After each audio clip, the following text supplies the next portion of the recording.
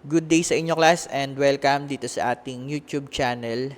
Ngayong araw ay ituturo ko sa inyo kung paano mag-set up ng player scene. Okay, pero bago yon, kinakailangan nyo munang i-download yung mga gagamitin nating assets, no? Provided siya dyan sa ating description link. Okay, after nyo ma-download, open nyo siya, then i-drag nyo siya dito sa ating file project. Then once na in-open natin yung art, may kita mo na okay, provided na yung enemy, yung character, yung music, tsaka yung font na ating gagamitin dito sa ating game. After nito, pwede na natin i-set up yung ating node for character. So, click lang natin tong other nodes, then hanapin natin yung node 2D. Under nyan, may kita nyo yung area 2D. No? Then, rename lang natin siya ng player. So, ayan, area 2D pala yung ginamit natin dito para sa detection ng overlaps or collision sa iba pang objects. No? So, next step ay hit natin tong group para yung mga child niya ay automatic nang naka-group. So, add lang tayo ng child. So, first child na ilalagay natin yung animation sprite 2D. So, para saan ba to? Para to sa animation, syempre. Kung mapapansin nyo, may warning dito pero ignore muna natin sila. Ayan.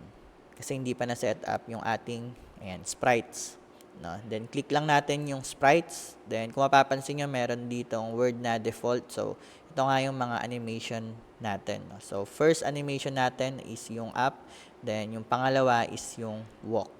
Nandito na rin yung FPS. So, pwede natin siyang ibahin or depende sa inyo. Ayan. Kung mapapansin nyo, yung walk dito ay libre na. Kaya, idadrag na lang natin siya dito. Tapos, palitan natin siya ng 3 FPS. Ganun din sa up. Ayan. Kung mapapansin nyo, nagkaroon na tayo ng objects dito for player. No? Ayan. Okay, next naman ay i-set up natin yung kanyang size ng 0.5 para mas lumiit siya. No?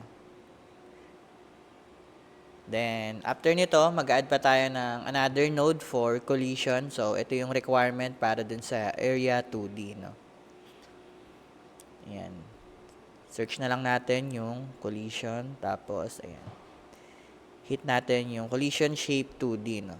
Then, select tayo nung, ka-size nung ating character. So, since mukhang capsule yung ating character, capsule yung ating collision. So, once na may tumamang object, mula dito sa ating player, magkakaroon talaga nung, collision ng bungguan.